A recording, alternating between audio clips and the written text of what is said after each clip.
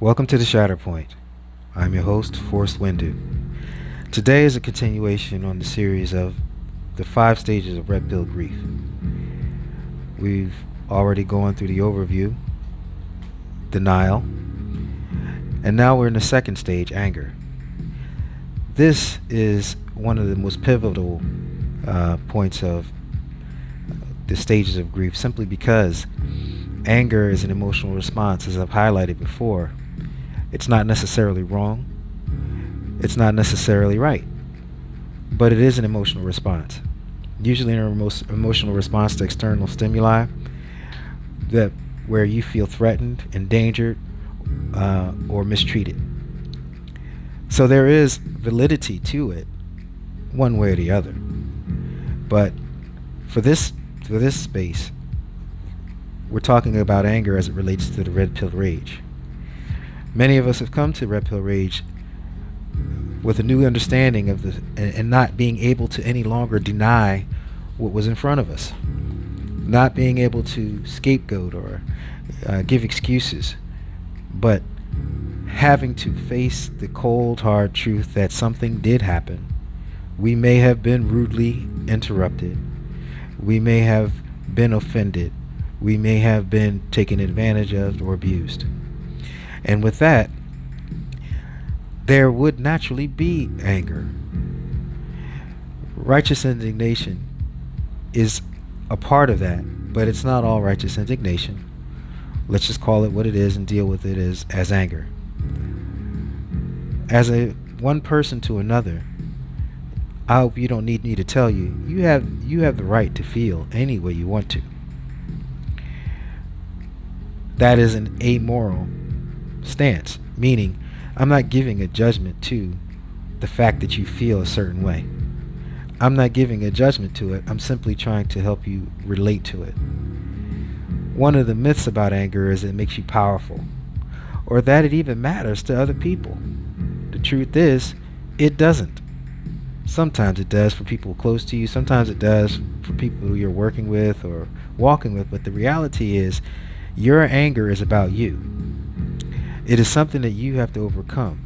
It is something that you have to go through and understand and comprehend so that you can get to the other side, which is catharsis. You want to definitely monitor what you become angry about. Because one of the things I've learned is a lot of times we're transferring our anger to places because it's the only emotion that makes us feel strong, motivated, and empowered. But the reality is that anger misplaced is toxic, and it lends itself to breakdown of personal accountability, personal responsibility, and interpersonal relationships. When a person is angry and doesn't have mastery over it, or at least understand that it is just an emotional response, they tend to react rather than respond, and that is disempowering.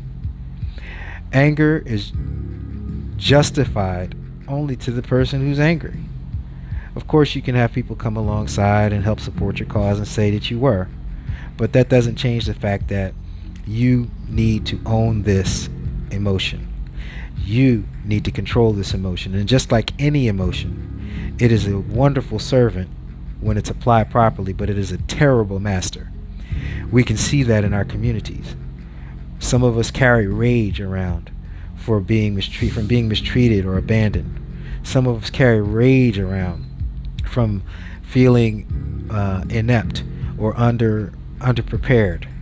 Some of us carry that anger around because we see the hypocrisy in our communities. We see the hypocrisy in our society at large. And while that is a justifiable response to the mistreatment, there is still a level of accountability within ourselves that we must take so that we can move forward past the anger and deal in reality and bring forth fruitful solutions for yourself and for everyone. So in this space, some of the things that we're angry about, women and our interactions and relationships with women. Maybe it's mom. Maybe that might make you angry just saying it's mom, because in our community, you talk about somebody's mom and that could be a fist fight. I find that interesting. That's a note for later. But the fact is, let's look at mom. Mom raises the child. Hopefully, the father is around and he promotes and brings the child forth, gives that child the rite of passage, and matures them into adulthood. In our communities, much of that process is thwarted by the mass society or the dominant society, so that we cannot get the full developmental picture or the full developmental benefit of having those interactions. Maybe you were mistreated by mom, and let me be really clear about this. This space is for these conversations, so if you're easily offended, you might want to just turn off now. Let's talk about mom again. Did mom choose a good man to be your father? Was she even cultivated and developed so that she can make a good decision about who she entrusts her womb, hence you, as a child, to bring forth, rather? That's an interesting question, and I think that some of that requires accountability. When you start thinking about mom, when you got here, what did she treat you like? How did she cultivate you? How did she bring you up? How did she raise you to get you ready to be taken to the next stage of your development by your father, hopefully? And if not, who assumed the duty? Who assumed the responsibility? Maybe you're even angry at the fact that there was no one to take up the mantle and take you beyond what she could show you, teach you, and develop you to be. Maybe you feel lost, and that is one of the biggest parts of all these five stages. Is grief is about loss and how it makes us feel. So when we think about that, those are things that can be underlying under the surface. Anger can be surface.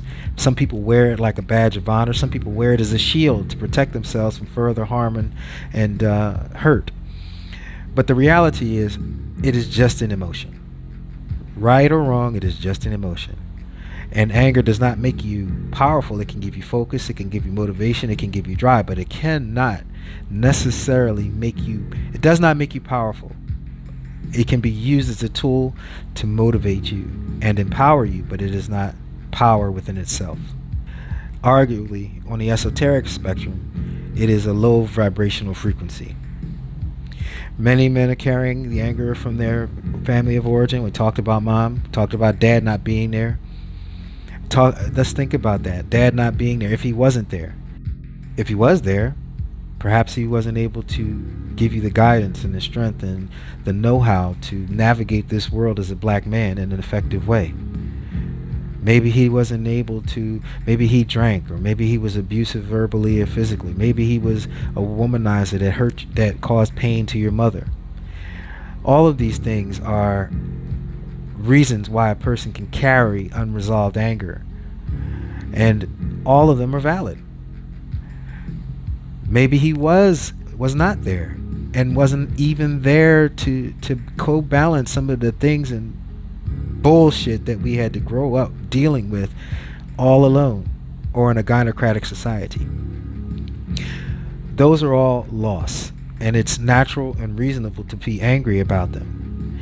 The key is learning not to ruminate there, learning to discharge that anger in the healthiest way possible. Some do it through athletics, some do it through academics, some do it through just other types of different accomplishments that we tend to be able to avail ourselves of, but we never really dig in and figure out what the root of that is.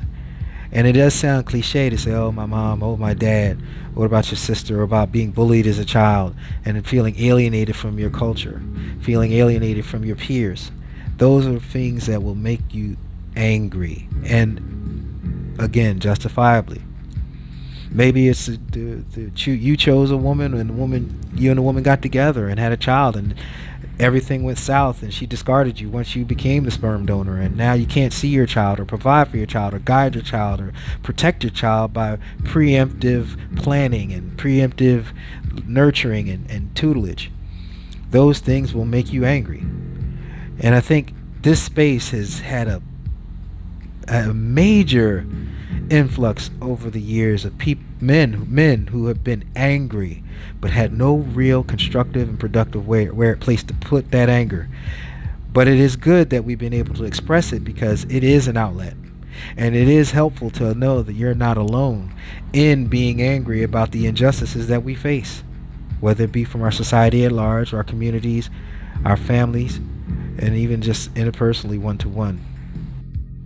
Unaddressed anger always leads to resentment. It always leads to bitterness. Even if it's not necessarily expressed openly. And the problem with anger that is not expressed healthy and openly, you become passive aggressive. You become sneaky with yours. Low-key shaders, haters. Because you haven't learned to address your anger in an appropriate way to who it is properly due. That is the key. Dealing with your anger and addressing your anger is expressing your anger in a healthy, balanced way. And that therein lies the rub. How do you express anger in an appropriate way, in a healthy way? The first thing is, one, remember it's an emotion and not to overreact. Well, limit your responses to what is necessary. There's an old acronym that I learned years ago. Think. Is it true? Is it helpful? Is it insightful? Is it necessary? Is it kind? If you can't express yourself in that manner, then you probably aren't really good at managing how you express your anger. Sometimes we get so angry, we scare ourselves. And sometimes our anger scares other people, and that's something that we use to learn to use as a tool to get our way or to leverage our way through things. That's usually how bullies are made, by the way. But another tool for managing your anger is give it to who it belongs to. So after you've done the think acronym, give it to the person that it belongs to. Don't take it out on people that it doesn't belong to, because that is abuse and that is bullying. But respectfully as you know how. Address it with the person, keep short accounts, say what you're angry about, and move on. I'm not talking about necessarily physical confrontations, because there's a time and a place for all of those things. But what I am saying is, when you're having interpersonal reactions that make you angry, it is important to say, yo, that kind of pissed me off, but let's work on this. Or just say, I didn't like the way you did something. If you express it in a healthy, upfront way, then it's very little that you'll carry that anger forward, and it'll be an affectation to you or to your relationships. Also, we also know in this society, being an angry black man is a stereotype, and it can be and has led to many of our deaths and demise. So managing our anger is one of the most important things that we can do as black men. It is one of the most valuable things that we can teach our other young men, to manage the anger. You're going to feel it at some point, in some way, somehow, somewhere. But how do we manage the anger? This has been an overview. I've dug into it a little bit. I don't want to make this too long, but I just wanted to touch on anger. Anger turned inward will often lead to depression, and we'll touch on that after the following stage. But anger is very important to notice, take note of, see how it manifests in your life and with whom it manifests, and then learn to appropriately diffuse it so that it is just an emotion, a passing emotion, and then you can deal with it. You can deal with the subject rather than the person, and that will help you to diffuse your anger. With that, I'd like to thank you for tuning in. I'm Forrest Windu, and this has been The Shatterpoint, dealing with the 5 stages of grief, focusing on anger. Until next time, may the force be with you.